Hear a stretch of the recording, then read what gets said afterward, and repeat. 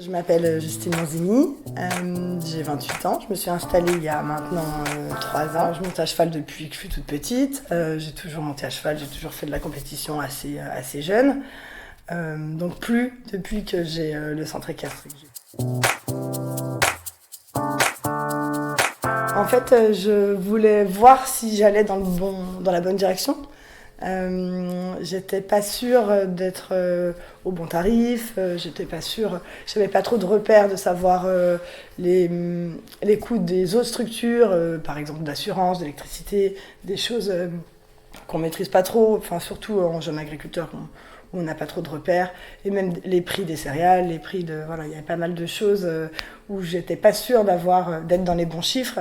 Parce que c'est bien de travailler dans un métier de passion, mais si c'est pour pas pouvoir en vivre ou voilà, y passer des années et puis finalement rien en garder, c'est pas l'idée quand même.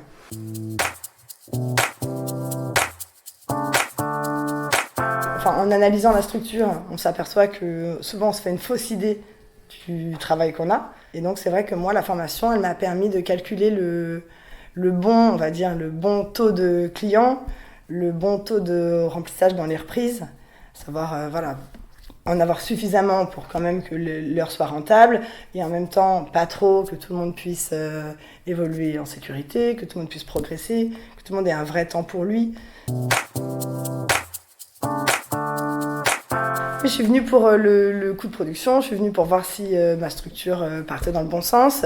Et puis finalement, j'ai trouvé des professionnels avec qui j'avais pas forcément échangé. On s'était sûrement croisés en compétition, des choses comme ça, mais c'est vrai que, mis à part se dire bonjour, on ne prend pas le temps de parler de nos structures.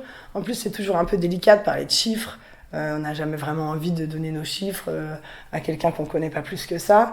Alors qu'en fait, c'est ridicule puisque chacun a des structures différentes et des frais différents, donc les chiffres sont pas vraiment confidentiels.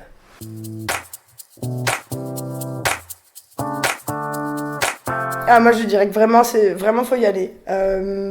Pour deux choses, parce que bon, déjà de toute façon faut arriver à se libérer du temps pour sortir de nos structures.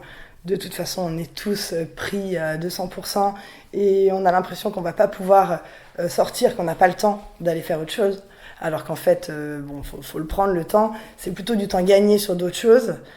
Comment gérer les chiffres? En plus, les chiffres, c'est la partie souvent qu'on laisse un peu de côté. Hein. On est obligé de nourrir tous les jours, on est obligé de monter tous les jours, d'avoir les cours tous les jours. Et c'est vrai que le soir, on se met un peu dans les chiffres. S'il n'y a pas de problème, je dirais qu'en plus, on les regarde pas trop. Et là, ouais, c'était vraiment enrichissant de pouvoir partager tout ça.